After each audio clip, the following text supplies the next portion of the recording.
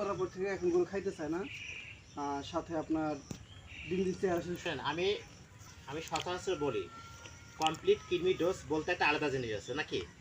আমরা যদি বাজার থেকে কখনো একটা কৃমির ট্যাবলেট আনি খাওয়াই দেই, এটাকে কখনো কৃমির ডোজ বলা যাবে না, ঠিক আছে।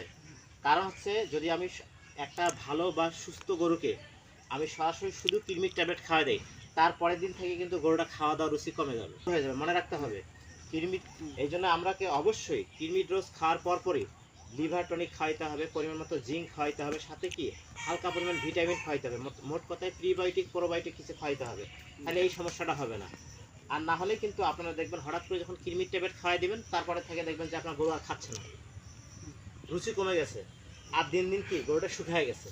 এই কাজটা আপনারা করবেন না। এবং সবচেয়ে বড় কথা হচ্ছে গরুর ওজন কত, ওজন অনুযায়ী খাওয়াইতে হবে। এখন দেখা যায় আমার গরু হচ্ছে 100 কেজি, আমি কৃমির ট্যাবলেট খাওয়াইছি একটা, কাজ হবে না।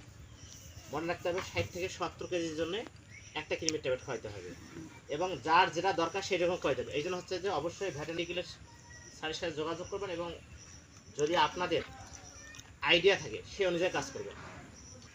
তাহলে বিষয়গুলো মাথায় রাখলে এই জন্য আমরা অ্যামাইনোভিট প্লাস ইনজেকশন দিয়ে দিলাম, যাতে এর রুচি এবং হচ্ছে কি ডাইজেস্টিভ মোড ঠিক থাকে।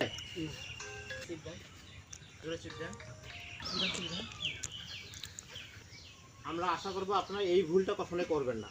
তাহলে যদি আপনারা অবশ্যই কৃমি ডোজ করেন, হয় প্রথম দিনে হচ্ছে যে ট্যাবলেট খাবেন, পরবর্তী 14 দিনের পর আপনারা কি চামড়ার মধ্যে ইঞ্জেকশন দেবেন, তাহলে হবে কি এই সমস্যাগুলো হবে না। এই যে পশম ওঠে এই যে এগুলো হবে না। হ্যাঁ, এই যে গরু পশম কিন্তু খুলে মানে পড়ে যাচ্ছে। হ্যাঁ, আর যদি এটা না করেন তাহলে কিন্তু আপনারা বিপদে পড়ে যাবেন। তাহলে দেখবেন যে গরু পেট ফাঁপা হবে, পায়খানা অনেক কষা হবে।